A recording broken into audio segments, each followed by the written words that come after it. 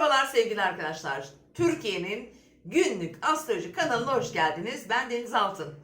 Evet, bugün 20 gökyüzünde neler var? Hemen başlıyorum ve size de başlamadan önce keyifli seyirler diliyorum. Beni her gün yalnız bırakmayan, sabah kahvaltısını yaparken, çayını içerken, akşam saatlerinde böyle güzel bir çay keyfi yaparken izleyen tüm dostlarıma, sevgili takipçilerime teşekkür ediyorum ve mutlu bir gün diliyorum. Tabii ki yeni katılan, beni yeni takip etmeye başlayan tüm sevgili dostlar, sizler de hoş geldiniz. Bugün sizlere günlük yorumumun devamında biliyorsunuz 25'inde bir Akrep Burcu'nda güneş tutulması yaşayacağız. Birazcık o konudan bahsetmek istiyorum. Özellikle tutulmanın enerjileri çünkü devrede. Sevgili dostlar, bazılarımız için belki önlem alma ya da farkındalık oluşturma zamanı olabilir. Onun için ekstra bir yayın yapacağım ama fırsat bulduğumda inşallah. Program aralarında ben yine de bahsetmek istiyorum. Arkadaşlar bugün Ay Aslan Burcu'nda 13.33'te boşluğa girecek. Önemli işlerimizi bu saate kadar tamamlamaya, girişimler varsa yapmaya çalışalım. 13.33'ten 19.25'e kadar, yani uzun bir süre aslında ay gün ortasında boşlukta. Ne yapıyorduk? Ayın boşlukta olduğu saatlerde herhangi bir konuya adapte olmakta zorlanabiliriz. Biraz lay lay lay lom geçebilir açıkçası. Çok önemli konulara girişmek yerine rutinde, akışta, süren konularla ilgilenmek, belki biraz kendinize zaman ayırmak. Ki Ay Aslan Burcu'nda olduğu için alışveriş yapmak, güzellikle ilgili konular, bir kuaföre gitmek mesela saç deneyimleri için güzel. Hazır Venüs'ün hala terazide olduğu bu son günleri böyle değerlendirin lütfen. Çünkü ayın 22'sinden sonra artık Venüs Güneş ikisi Akrep'e geçecek. Yani Venüs'ün bu güzel anları ayın 22'sine kadar sürecek. Bence bu konuda bazı şeyler için, ki özellikle ilişkilerimize katalım bunun için, lütfen değerlendirin. Çünkü Venüs ve Güneş Akrep Burcu'na geçerek tutulma aksına geçecek ayın 23'ünden sonra. Ve dolayısıyla da şu anki kadar verimli olmayacak Venüs. Özellikle hem ilişkilerimizde hem de bazı böyle güzellikle ilgili konularda bir şeyler yaptırmak isteyen arkadaşlara duyurulur sevgili dostlarım. Şimdi bugün ayın boşluk saatlerinin dışında mesela ayın Aslan Burcu'nda olduğu için saat 17.25'e kadar bizim için yine sabit elementler arasında bu arada ve bugün Venüs'ün Plüton'la da bir karesi var. İlişkilerde gerginlikler getirecektir. Zaten özellikle Venüsyen burçlar bunu 2 gündür deneyimliyordur mutlaka. Bir gerginlik, bir stres, bir huzursuzluk, bir bazı konularda anlaşmazlık, işte üste çıkmak, son lafı ben söyleyeyim, işte o yaptı ben yapamadım gibi sinirsel böyle durumlar yaşıyor olabilirsiniz. Bugün sabah 8 ile 9 arasında Venüs'ün bu karesi kesinleşiyor. Evet, ilişkilerde bir tık zorlayabilir. Kimi en çok zorlar? Yükselen boğaları zorlar. Terazileri ve yükselen terazileri zorlayabilir. Tabii ki önce burçlarda gezegenleri olanları yine zorlayabilir. Yengeç, Oğlak, Koç, Terazi en fazla etki alacak ama Venüs'ün yönettiği burçlarda mutlaka da etki yapıyor tabii ki. Sevgili dostlarım, özellikle ben hani yükselenim de boğa olduğu için mesela çok etki alıyorum. Son 3 günden beri bu stres olaylarından biraz sağlık sorunları falan veriyor ama geçecek Allah'a çok şükür. Hayat her şey bizim için sevgili dostlarım. Bugün 11-12-12-12 arası, evet, ayın Venüs'le güzel bir açısı var. Hazır ayda daha boşluğa girmemişken özellikle özel konular için bence mutlaka bu saat değerlendirin. Mesela bir yere gitmek, bir plan yapmak, bir konuda başlamak için. Evet, Güneş'le ayın da güzel bir açısı var. Saat 13.35'te bir seksil yapıyorlar ve o saatten sonra boşluğa giriyor zaten. Demek ki bu konularla ilgili gelişmeleri de yine takip edebileceğimiz bir gün, işimize yarayabilir. Bazı konularda sonuçlanmalar getirebilir sevgili dostlar. Onun yanı sıra bugün tabii ki şimdi ayın Neptün'e, ondan sonra Jüpiter'e, Plüto'ya, Merkür'ün Şiron'la karşıtı var. Çok da kolay değil.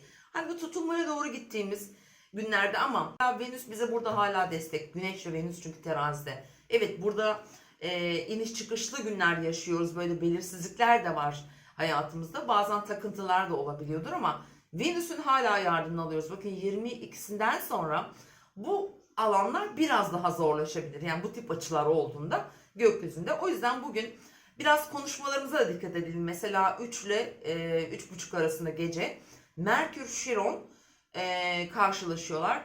Günlük rutinlerimizin dışında hareketlerimize de dikkat etmemiz gerekiyor. Gece saatlerinde Allah'tan hani oluşacak. Hani Merkür iletişim trafiği, haber, düşünce ve fikirler demek. Şiron zorlar, yaralar, bazı konularda anlaşmazlıkları büyütebilir. Canımızı yakacak durumlar olabilir. Sağlıksal anlamda da bu arada bunlara dikkat edelim. Çünkü Ay Aslan Burcu'nda akşam saatlerine kadar kalp, dolaşım sistemi gibi rahatsızlıkları da önümüze çıkartabilir açıkçası.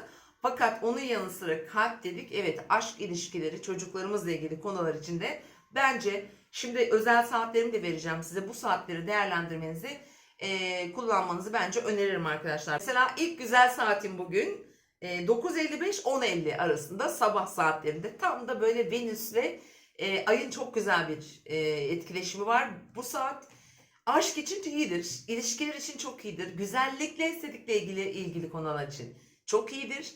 Maddi konularda kullanmak için çok iyidir.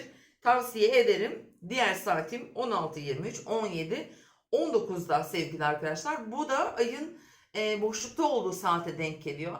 Keyifli bir zaman geçirmek istiyorum. Bugün şöyle her şeyi bırakıyorum. Evrene güzel titreşimler yaymak istiyorum. Sevdiklerimle, belki ya da yalnız başıma, şöyle keyifle, huzurla, sağlıkla, güzel bir çay, güzel bir kahve, güzel bir manzara karşısında oturmak, belki yürüyüş yapmak istersiniz. Bence çok keyifli olacaktır. Ayın boşlukta olduğunda bu saatlerde biraz daha kendimizle daha barışık olabiliriz sevgili dostlarım.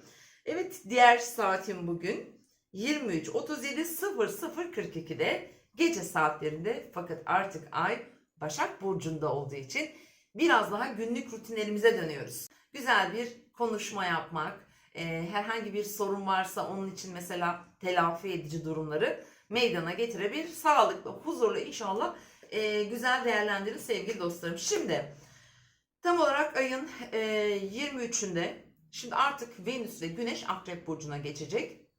Tabii ki tutulma anında Venüs de Akrep Burcu'nda, 2 derecede bu arada. Şimdi ayın 23'ünden itibaren bir şeyler değişiyor artık. Hem tutulma koridoruna giriyoruz. Aynı zamanda da Satürn retrosu bitiyor aynı gün. Satürn Kova burcunda retroydu. Şimdi Venüs burada Akrep'e geçtiğinde Güneş'le beraber orada sağlıklı çalışmaz. Özellikle ilişkilerde bazı zorluklar çıkaracaktır. Finansal krizler, günlük hayatımızda, rutinlerimizde veya dünya üzerinde ülkemizle de ilgili, ki bunlar zaten aynı zamanda tutulma etkileri arkadaşlar. Hepimizi ilgilendiren konularda, ki özellikle tabii sağlık belki daha çok gündemde olacak. Sağlığımızı ilgilendiren maddi konular, Avrupa ile ilgili konular, yine kışa hazırlık. Ondan sonra işte sigortalar, vergiler, cezalar, bunlar olabilir. Gerçekten Venüs'ün ve Güneş'in Akrep Burcu'na geçmesiyle ciddi bir dönüşüm, ciddi bir değişim sürecine başlıyoruz. Venüs'ün de bu Akrep seyri her zamankinden çok daha güçlü çalışacak. Şimdi Akrep demek biliyorsunuz değişim ve dönüşümdür. Köklü durumları, mesela sevgiyle ilgili, sevgi bağı kurduğumuz insanlarla daha derin duygular işaret eder.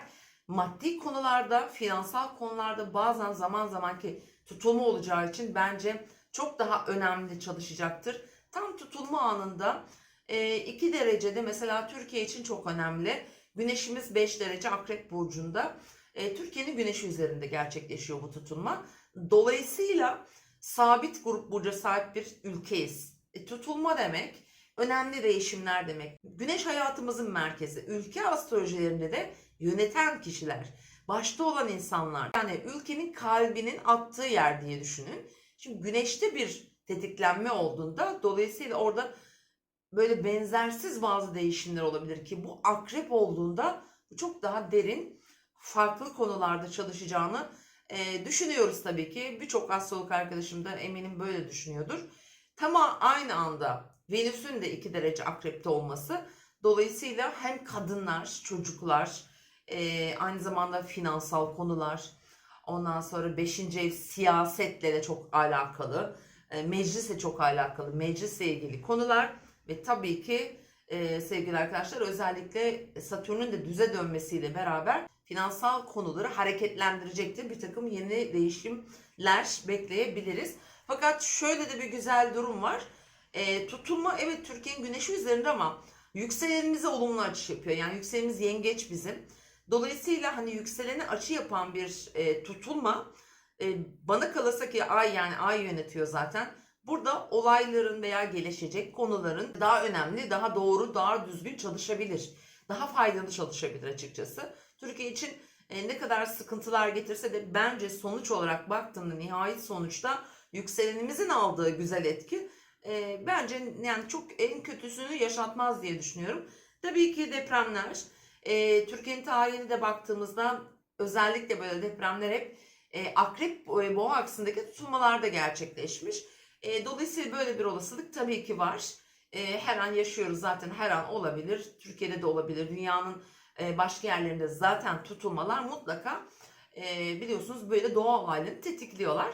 Sevgili arkadaşlar, şimdi tutulma yöneticisi Mars ve İkizler Burcu'nda. Demek ki ikizler olduğunda bazı iletişimle ilgili konuları da tetikleyecek. Daha çok sosyal alanları çok etkileyebilir. Kalabalıkları, eğitim, öğrenim gibi durumları mesela. Ondan sonra basın, yayın, meclis, ticaretle ilgili konular. Efendim buna benzer gelişmeleri hepimiz yaşayacağız. Şimdi en çok etki alacak burçlar arkadaşlar 20-30 Ekim arasında doğan akrep burçları. 2 derecede bir yükseleni olan akrepseniz, güneşi olan akrepseniz, ki sadece 2 değil 5 derece öncesi ve sonrasında da eğer bir yerleşim dereceniz varsa etki alırsınız. 20-28 Ocak arasında doğan kova burçları etki alıyorsunuz. Yükselen kova ve burcu kova olan arkadaşlar. 20-28 Nisan arasında doğan boğa burçları etki alıyorsunuz. Yükselen veya öz burcu boğa olanlar. 23-31 Temmuz arasında doğan aslan burçları, yine hem öz burcu ve yükselenin aslan olan arkadaşlar etki alıyorlar. Ve arkadaşlar bu tutulmalardan özellikle yükselende de 4 derece bir yengeç olacağı için de etki alıyor ama olumlu etki alıyor. Türkiye'nin mesela yükseleni olumlu etki alıyor çünkü yengeç. Sizin de doğum haritanızda yükselende bir yengeciniz varsa, ondan sonra önemli noktalarda kariyer evinizde, işte para evinizin girişinde olabilir. Güneşiniz, Venüs'ünüz, Mars'ınız üzerinde olabilir. Bu anlamda yengeç burçları etki alıyor. Tabii ki diğer sabit grup burçlarla birlikte arkadaşlar doğum haritanızda bu tip gezegen yerleşimleri ve dereceler varsa da mutlaka bir değişim, dönüşüm başlıyor hayatlarımızda. Zaten şurada kaç gün kaldı bu değişim ve dönüşümü yaşıyorsunuz. Yani hepimizin hayatında var. Gündemimizde şu an bizi yoran konular neyse böyle fragmanları zaten dönmüştür hayatınızda. Ve o alanlarda önümüzdeki 6 ay boyunca çalışacak. Çünkü bu tutulmalar burada bitmiyor. 2023'te de bir devamını yaşayacağız sevgili arkadaşlar. Her şey oldu bittiye getirmeyeceğiz yani. Ama tabii akrep demek çok derinlerdeki konularla ilgilidir. Mesela bir maden kazası yaşadık ya, mesela madenlerle ilgili konular. Gizliliklerle ilgili konular ki Mars Türkiye haritasında 12. eve denk geliyor. Siyasetin başka yüzleri olabilir. Düşmanlıklar çok önemli. Mesela burada suikastler, ölümler olabilir ki ben buraya bir not aldım arkadaşlar. Mesela göçlerle de çok ilgili olacak. Mesela dünya astrolojisinde din, ibadet yerleri, din görevlileri, göçleri de çok anlatıyor. Yani yeni göç selleri sanki olacak. Çünkü hani biz Suriye göçü yaşadık biz ülke olarak. Ondan sonra işte İran, şu anda mesela Batı ülkelerinde de bazı bilinmeyen durumlar var. Önemli bazı göç akımları, yine insan göçleri yaşanacaktır. Din görevlileri arkadaşlar, yüksek okullar, üniversiteler, efendim öğrenci ve öğretmenler bu tutulmadan etki alabilecek yer ve sektörler. Gemicilik sektörü, denizlerle ilgili alan, deniz yolları. Dünya astrolojisinde arkadaşlar 2 derece akrep savaş demek. Zorlu koşullar, katliam, esaret gibi insanları zorlayan koşulları işaret ediyor. Yani akrep gerçekten bizim için, hani akrep dediğimizde yani akrep bir şeyi değiştiren, dönüştüren bir burç olduğu için kendi içinde küllerinden de doğabiliyor. Bunu da unutmayın. Mesela tabii tutulmalar güneş üzerimize yakın olduğunda ölümle de çok alakalı. Yani akrep burcu ölümü, başlangıçları ve sonları da işaret ediyor. Bu tutulma aslında hani ölümle de çok ilgili. Yani ölümü de bir son olarak düşünmüyorum ben. Bilmiyoruz ne olduğumuzu. Belki de bir sonun başka bir başlangıcı olacak. Fakat bu tutulma toplu ölümleri, gizli mezarları, hatta daha önceden yaşanmış durumları da ortaya çıkarabilir. Dünya üzerinde bir şifre cümlesi var bu 2 derecenin arkadaşlar. Esans yayılan kırık bir parfüm şişesi diye adlandırılıyor astrolojide. Siz bunun üzerine kendiniz yorumlar yapabilirsiniz. Parfüm, esans. Esansla parfümün ayrımını önce yapmamız gerekiyor. Kırılıyor ve koku sızıyor ve bu ne? Birçok kişi bir şeyleri duyuyor anlamında düşünebilirsiniz. Bunu birçok şekilde anlamlandırabilirsiniz. Demek ki çok fazla kokular, bilinmeyen yerlerden yeni konular çıkacak gibi duruyor arkadaşlar. Bu konuyla ilgili burç yorumlarımızı da bu hafta içinde size yayınlayacağım.